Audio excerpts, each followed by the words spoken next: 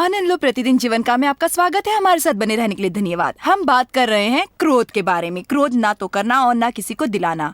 मैंने इतने सालों में ये सीखा है कि परमेश्वर के लिए ये बड़ा महत्वपूर्ण है कि हमारा बर्ताव औरों के साथ कैसा है। कई बार हम इस बात पर ज्यादा ध्यान देते हैं कि मुझसे औरों का बर्ताव कैसा है, लेकिन हमें ध्यान देना चाहिए कि हमारा बर्ताव औरों के साथ कैसा है।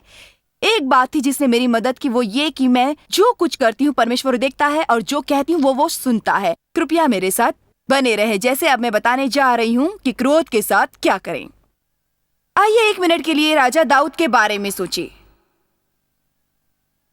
जब शमूएल यिशै के घराने में से राजा होने को एक का अभिषेक करने आया, जो दाऊद का पिता था, तो सारे बेटे उसके सामने लाए गए, लेकिन भविष्यवक्ता को वो एक नहीं मिला जिसे राजा होने को उसे अभिषेकित करना है। क्या तेरा कोई और बेटा नहीं? हाँ, मेरा मतलब है दाऊद भी है, लेकिन जानते हो उन्होंने दाऊद को भाइयों की कतार में लाने की सोची भी नहीं। मुझे लगता है ऐसे में आप क्या महसूस करते? और दाऊद तो मैदान में परमेश्वर की आराधना कर रहा था, भजन लिख रहा था, गीत लिख रहा था, परमेश्वर की आराधना में था। इसीलिए उसने वो सब नहीं सोचा जो और सोचते। वो इन सबसे परे था। परमेश्वर क्या सोचता है उसे इसकी ज्यादा परवाह थी। ठीक है, जरा बताओ, भले किसी ने भी इसमें दाऊद को शामिल करने का नहीं सोचा, परमेश्वर ने दाऊद को शामिल करने का सोचा। दाऊद परमेश्वर की ही पसंद था। आप लोगों की पसंद ना हो, लेकिन आप परमेश्वर की पसंद बन सकते हैं।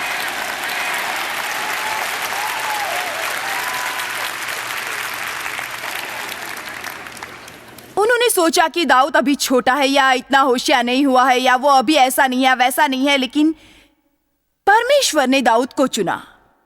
और मैं आपको बता दूं, हमें सीखना चाहिए उस एक श्रोता के सामने कैसे जिए, और वो ये है, हमें सभी के लिए जीना बंद कर देना चाहिए और सारे लोगों को प्रभावित करने के लिए ध्यान देना बंद कर देना चाहिए। हमें हमारी आंखें परमेश्वर की ओर लगा देनी चाहिए और लगातार आंखें परमेश्वर पर लगी हो, और वही करते रहना चाहिए जो प्रभु के लिए कर रहे हैं। और लोगों का बर्ताव मुझसे कैसा है, इस बात की चिंता करना छोड़ देनी चाहिए।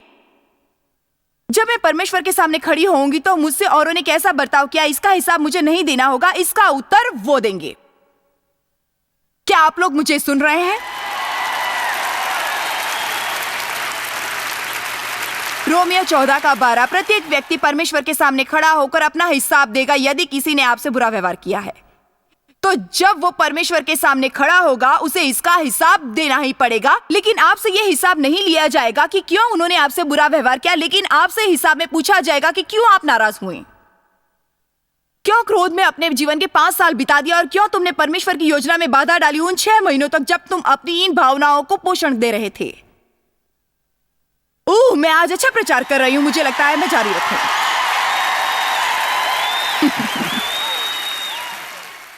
जानते हैं, आप में से कुछ लोगों के लिए जरूरी है कि वो थोड़े से पवित्र और क्रोध के साथ अपना छोटा सा पवित्र पैर पटकते हुए शैतान से ये घोषणा करें, अब ये ले, मैं अपने जीवन में कई साल ऐसे लोगों से नाराज होकर गवा नहीं दूंगा।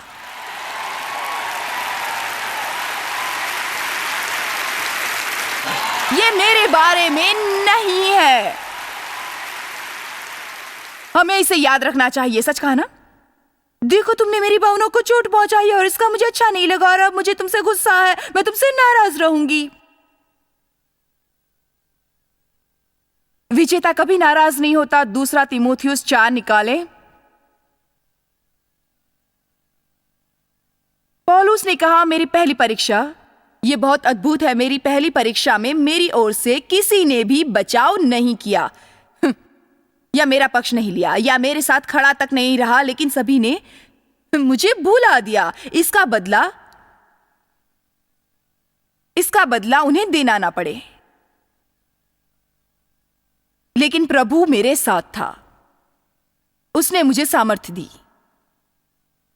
वाह, किसी ने भी मेरा साथ नहीं दिया। पौलुस कहता है, जिसकी मैंने सेवा की उनमें से कोई भी नहीं, मेरी सेवकाई से जिनके जीवन बदल गए उनमें से एक भी नहीं। किसी ने भी मेरा साथ नहीं दिया। वो उसी ही दौर से गया जैसे ही यीशु गतसमनी के बाग से गए। मैंने तुम्हारे जीवन में कितना कुछ किया और तुमने 1 घंटे भी मेरा साथ नहीं दिया।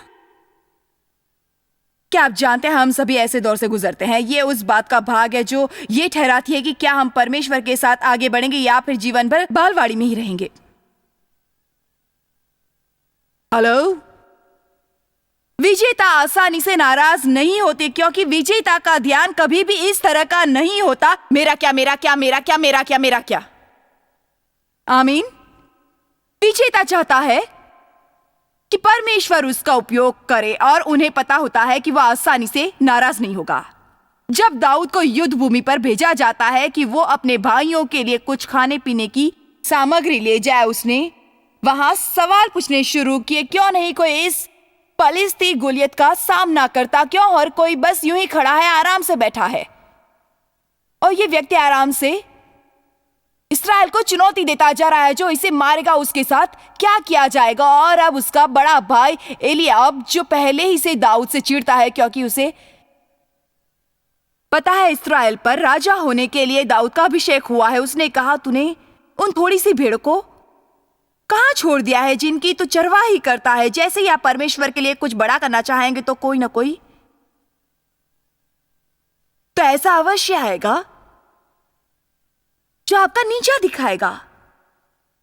देख, तेरा डिलडोल अच्छा नहीं है, तू सोच भी कैसे सकता है कि ये तो कर पाएगा। आप जानते हैं बाइबल क्या कहती है? ये लिखा है पहले शमूएल के 17 में कि दाऊद एलियाब के सामने से हट गया।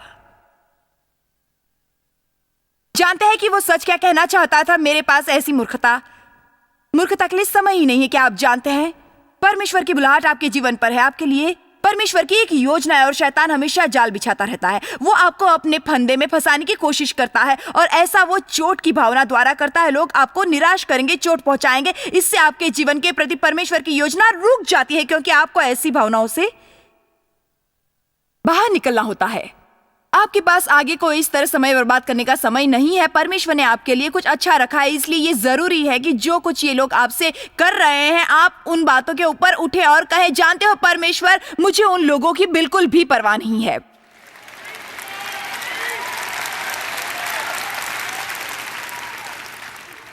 आइए कुछ वचनों को देखें कि नाराज करने के विषय में बाइबल क्या कहती है। देखा जाए तो पौलुस ने कहा, हम ठोकर न दिलाने का प्रयत्न करते हैं। इसे कहते हैं जैसा कहना वैसा ही करना। पुलिस से भी गलतियां हो जाती हैं, लेकिन यह पुलिस वाला अपनी ईमानदारी के ईमान को पाने के लिए बिल्कुल नजदीक पहुंच गया। एक ड्राइवर ने सही कार्य किया। स्कूल के सामने की क्रॉसिंग पर वो रुक गया। यदि वो चाहता तो सिग्नल लाल होने से पहले वो तेजी से अपनी कार निकाल लेता। उसने रुकने पर ऐसा हुआ कि एक महिला जो इस कार के पीछे चल रही थी जोर से अपनी गाड़ी का हॉर्न बजाने लगी। क्रोधित हो गई, गुस्से से पागल हो गई। उसकी खिड़की पर किसी ने खटखटाया और देखा तो एक पुलिस वाला सामने खड़ा था। इस पुलिस ने उसे अपने हाथ ऊपर करके कार से बाहर निकलने को कहा और वो इस महिला को पुलिस स्टेशन ले गया, जहां उसकी जांच पड़ताल हुई, हाथों के निशान लिए गए, फोटो खींचा गया और जेल में डाल दिया गया। कुछ घंटों के बाद एक पुलिस वाला वहां आया और उसने जेल का दरवाजा खोलकर इसे बाहर निकाला और टेबल के पास ले गया। उस ऑफिसर ने कहा, मैम, मुझसे जो गलती हुई इसके लिए मैं माफी चाहता हूँ। देखिए ना, जब आप हॉर्न बजा रही थी तो मैंने कार पर लिखा देखा, यीशु क्या करेगा। नंबर प्लेट पर लिखा था, मेरे पीछे संडे स्कूल में आओ। बम्पर पर चमचमाती हुई मछली जो मसीहों की निशानी देखी। लिखा देखा, मेरा अधिकारी यहूदी बढ़ई है आपके कार की पिछली खिड़की पर। तो सच में मुझे लगा जरूर ये चुराई गई कार है। मुझे लगा ये कार आपने चुराई है।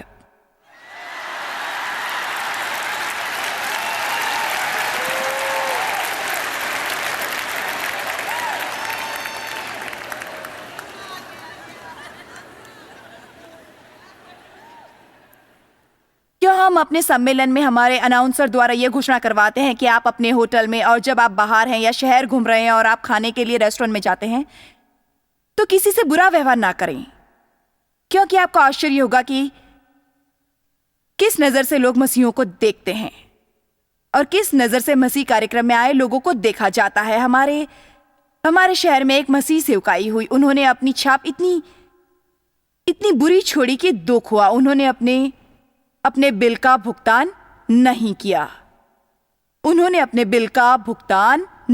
किया। सभी बातों की शिकायत की, कमरे अस्त व्यस्त कर दिए। रेस्टोरेंट में उनका व्यवहार बुरा था। जब हम दूसरे शहरों में जाते हैं और हमसे पहले किसी मसीह सेवकाई के लोगों ने ऐसा किया हो, मैं आपसे सच कहती हूं, आपसे उन्हें डर लगने लगता है। खैर, मुझे कहने में खुशी होती है, जहां तक मेरी जानकारी का सवाल है। हमारी बड़ी इज्जत है और मैं इसलिए क्योंकि हम अपने लोगों से कहते हैं बुरे ना बनो, बुरा व्यवहार ना करो। उस परिस्थिति में अपने आप को बैठाने का अधिक प्रयास करते रहो। अच्छी टिप दो, कहो मुझे माफ करें, कहे कृपया और धन्यवाद, कुछ मांगते न रहें, विचित्र व्यवहार न करें, क्योंकि यदि दुनिया पर हम अपनी छाप छोड़ना चाहते हैं तो चिपकाए हुए स्टिकर से बढ़कर।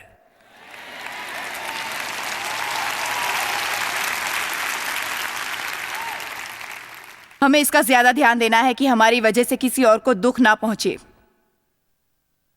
बजाय इसके कि हमें कौन दुख पहुंचा रहा है। 2 कुरिन्थियों 6:3 हम किसी की ठोकर का कारण नहीं बनेंगे ताकि हमें कोई दोष ना पाया जाए, जिससे कि हमारी सेवकाई को दोष ना लगे और बेइज्जती ना हो, बिल्कुल भी बेइज्जती ना हो। वाह, ये कितना अच्छा है, क्या ये अच्छा नहीं?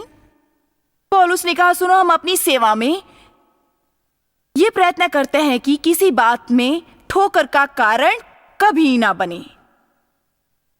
कभी कभी मुझे लगता है कि काश मुझे उन लोगों को यह समझाने का समय मिलता जो सम्मेलन में आते हैं किसी चाहत के साथ जिसे हम पूरी नहीं कर पाते, क्योंकि कभी कभी समझाने का एक शब्द भी लोगों को नाराज होने से बचाएगा। मैं हमेशा ऐसा नहीं करती क्योंकि इन सभाओं में उनमें ज्यादा वक्त लगेगा, लेकिन जब कभी आप अपने आप को समझते हो, यह अच्छा होगा कि ऐसा करने का जरा समय निकाले, क्योंकि हर समय आपके चारों ओर कई असुरक्षित लोग अवश्य होंगे जो हमेशा आपकी बात को गलत मानेंगे यदि आप अपनी बात उन्हें न समझाएं। 1 कुरिन्थियों 10:32-33 तुम किसी के लिए ठोकर का कारण ना बनो, ना यहूदियों, ना यूनानियों और ना परमेश्वर की कलीसिया के लिए अपने पाप से भरे जीवन द्वारा अगुवाई ना करो, जिस प्रकार से सब बातों में मैं मनुष्य को प्रसन्न करता हूं, ताकि मैं स्वयं को लोगों के मत, इच्छा और दूसरों की भलाई में बैठा सकूं, और जो कुछ मैं करूं सभी के लिए करूं, अपने स्वयं के नफे या फायदे का लक्ष्य ना रखूं, लेकिन सभी का लक्ष्य रखूं ताकि वो सभी उद्धार पाएं। क्या हमने समझा जो पौलुस कह रहा है? पौलुस कहता है, जानते हो सच में चाहे कोई भी मेरी चाहत या प्राथमिकता हो, जब भी मैं किसी ऐसे दौर में आता हूं जहां मुझे लगता है कि किसी को वचन सुनाने का मौका मिल सकता है, तो मुझे जो लग रहा है या महसूस कर रहा हूं उसे सुधार लूंगा जैसा वो चाहते हैं, ताकि मेरे लिए उन्हें वचन सुनाने का दरवाजा खुला मिले। जानते हैं नीति वचन क्या कहता है? रूठे हुए भाई को मनाना बहुत कठिन कार्य है। आपको विशेष रूप से सावधान रहना चाहिए। मेरा मतलब है हमें हर जगह सावधान रहना चाहिए, केवल इसलिए क्योंकि यही हमारा चरित्र है। लेकिन आपको उन सभी अविश्वासियों से भी सावधान रहना चाहिए जिनके बीच आप काम करते हैं। आप पर दोष लगाने की वजह उन्हें ना दो, उन्हें ऐसा सोचने का मौका ना दो कि आप ढोंगी हैं। ध्यान दें कि आप केवल बातें करने वाले ही ना हो, बल्कि वैसे काम भी करें। अविश्वासियों के सामने बड़ी बाइबल उठाकर उन्हें हर समय वचन बताने से भी कुछ ज्यादा करें। क्यों नहीं उनके लिए इनमें लिखी बातों पर चल के दिखाए, प्रेम से चलना और भले बनना। आप जानते हैं ये सारी मसीह बातों पर हमें चलना है। 1 कुरिन्थियों 9 ये सभी वचन नजदीक हैं, लेकिन मैं चाहती हूं इन्हें आप देखें। 1 कुरिन्थियों 9:19-22 ये सब ठीक कहाँ है? यद्यपि मैं सब मनुष्यों के नियंत्रण से स्वतंत्र हूं, फिर भी मैंने अपने आप को सबका दास बना लिया है ताकि मैं और भी अधिक लोगों को मसीह के लिए जीत सकूं। यहूदियों के लिए यहूदियों जैसा बना कि यहूदियों को जीतूं। जो व्यवस्था के अधीन है उनके लिए मैं व्यवस्था के अधीन बना। भले मैं व्यवस्था के अधीन नहीं था ताकि जो व्यवस्था के अधीन है उन्हें जीतूं। वो जो व्यवस्था रहित है उनके लिए मैं, जो परमेश्वर की व्यवस्था से रहित नहीं परंतु मसीह की व्यवस्था के अधीन हूं, व्यवस्था रहित सा बन गया कि मैं उनको जीतूं। निर्बलों के लिए मैं निर्बल बना, मुझे अच्छा लगा। क्या जानते हैं, एक जरा सी बुद्धि, यदि आप किसी ऐसे व्यक्ति के साथ हैं जिसे मानो कुत्ते का रोग लगा है और वो आपको बताया कि ये वायरस पिछले 3 सप्ताह से उन्हें मिला है और वो बड़ा बुरा महसूस कर रहे हैं, और चाहे उन्होंने सब कुछ कर लिया फिर भी विजय नहीं पा सके। अब ये वो समय नहीं है जहां पर आप अपनी चंगाई की गवाही दें। ऐसी ही बात ने मुझ पर भी आने की कोशिश की, मैंने उसे धिक्कार दिया। मैं ये नहीं कह रही कि उन्हें चंगाई के बारे में कुछ भी पता ना हो और आप उन्हें ये बताएं कि परमेश्वर उन्हें चंगाई देना चाहते। मैं जो कह रही हूँ वो ये कि जब आप किसी ऐसे के साथ हैं जिसे ये सब कुछ पहले से ही पता हो और आप चाहे किसी भी वजह से उन्हें परमेश्वर से उनका अद्भुत चमत्कार प्राप्त न हुआ हो, वो बीमार है, उन्हें जो चाहिए वो है तरस, उन्हें जो चाहिए वो है समझ। अरे भाई, ये तो शायद बुरा है, नहीं क्या आप जानते हैं ऐसी ही बातों ने मुझे फंसाने की कोशिश की, लेकिन मैंने शैतान को धिक्कार दिया।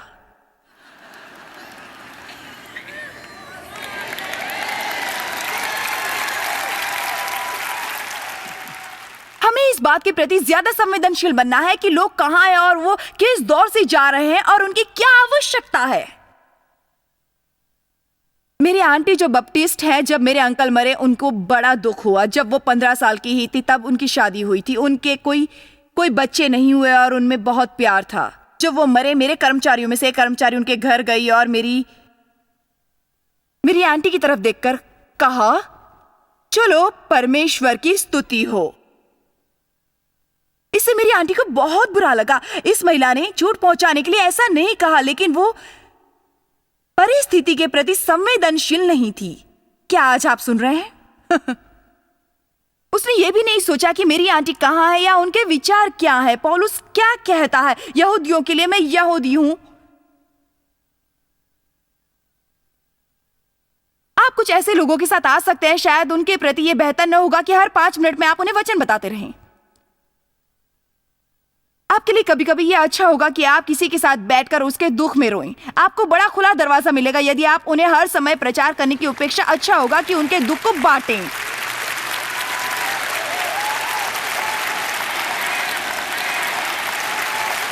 हम में से कुछ वचन के लोग हैं, हमारे पास सभी के लिए वचन है। आज मेरे पास भी आप लोगों के लिए वचन है। जो आपके आसपास हो रहा है उसके प्रति आप संवेदनशील रहें। कौन दुखी और लोग कैसे दौर से जा रहे हैं, और आइए हम भी पौलुस जैसे बन जाएं। निर्बल के लिए निर्बल बने। अरे भाई, मैं समझ सकता हूं कि आप किस दौर से जा रहे हैं। हाँ भाई, मैं भी अपने जीवन में ऐसे ही दौर से गुजर चुका हूं। मैं समझता हूं, ऐसे नहीं हो, ठीक है, तुम जानते हो परमेश्वर की स्तुति हो। धूम्रपान छोड़ना चाहते हो, छोड़ दो। देखो, जिस दिन से मैंने उद्धार पाया, मैंने ड्रग्स छोड़ी, शराब छोड़ी, दवाई छोड़ी। मैंने अपने जीवन में एक भी एस्पिरिन नहीं। ये सब तुम्हारे लिए ठीक है। उस बहन सुपर क्रिश्चियन जैसे ना बनो जिसके पास मध्यस्थी की प्रार्थना का वरदान था, जो उठकर प्रतिदिन 4 घंटे प्रार्थना करती और बाद में छोटी मैरी जो नई मसीह थी उसके साथ खाना खाती। मैरी परमेश्वर के साथ अपने संबंधों के प्रति बड़ी उत्साहित थी। अरे वाह, आज सुबह मैंने 15 मिनट प्रार्थना की और मैंने परमेश्वर के साथ अच्छा समय बिताया। अरे ये बड़ा अद्भुत था। और बहन सुपर क्रिश्चियन ने कहा, तुमने केवल 15 मिनट ही प्रार्थना की?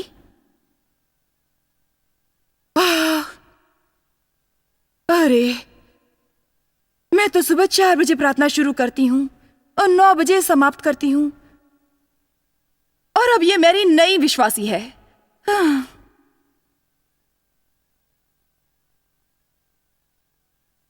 टूटे हृदय की, क्योंकि सुपर क्रिश्चियन के पास इतनी समझ नहीं थी कि क्या कहना चाहिए और कब कहना चाहिए और कहां कहना चाहिए और कैसे कहना चाहिए, कैसी भावना होनी चाहिए।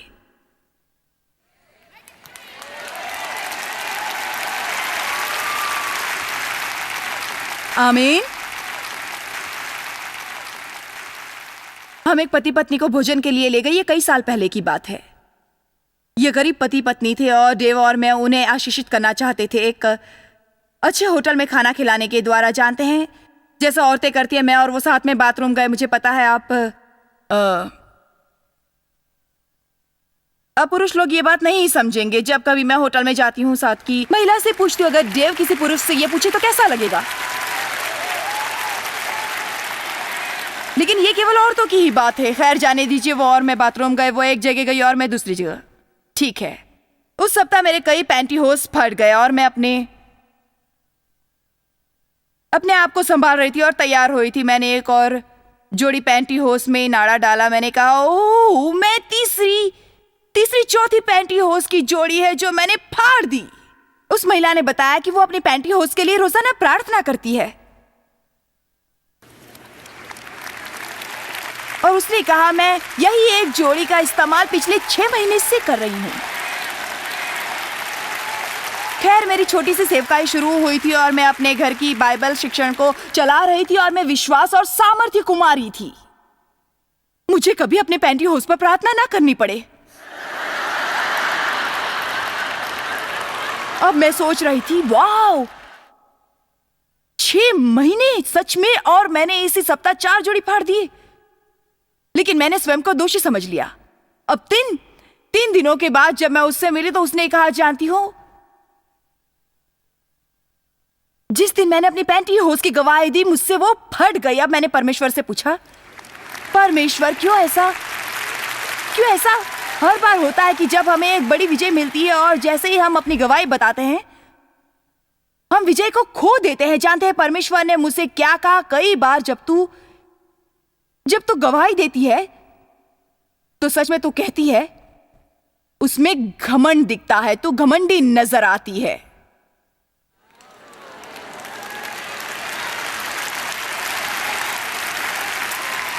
ऐसे में आप सच में अपनी गवाही के द्वारा किसी को मदद नहीं कर रहे हैं, आप ये दिखाते हैं कि आप औरों से बेहतर हैं, थोड़े से।